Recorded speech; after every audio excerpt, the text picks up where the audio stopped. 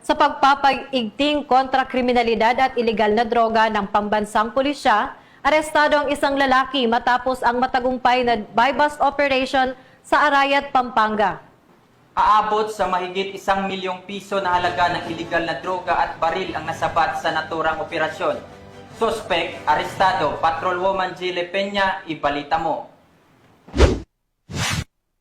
Nagbunga ang mas pinaigting na kampanya kontra ilegal na baril at pinagbabawal na gamot ng Pampanga Police Provincial Office matapos maaresto ang isang lalaki sa kinasang joint buy-bust operation sa Purok 6, Barangay San Mateo, Arayat, Pampanga nito lamang ika-2 ng Nobyembre taong kasalukuyan.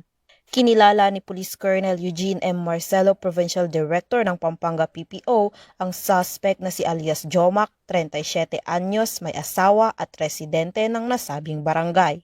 Ang operasyon ay pinangunahan ng Provincial Intelligence Unit sa pakikipagtulungan ng Provincial Drug Enforcement Unit, 1st and 2nd Provincial Mobile Force Company, Regional Intelligence Unit 3, SWAT Pampanga at Arayat Municipal Police Station.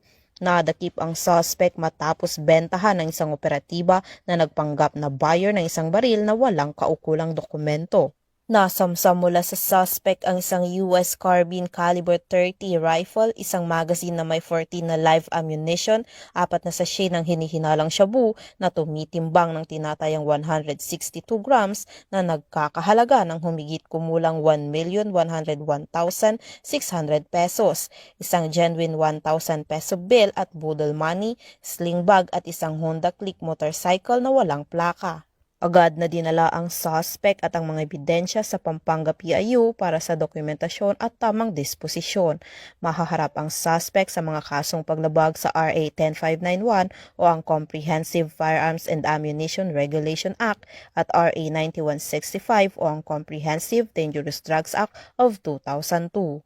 Patuloy na nananawagan ang kapulisan sa publiko na makipagtulungan at i-report ang anumang kahina-hinalang aktibidad upang matiyak ang kaligtasan at katahimikan ng komunidad.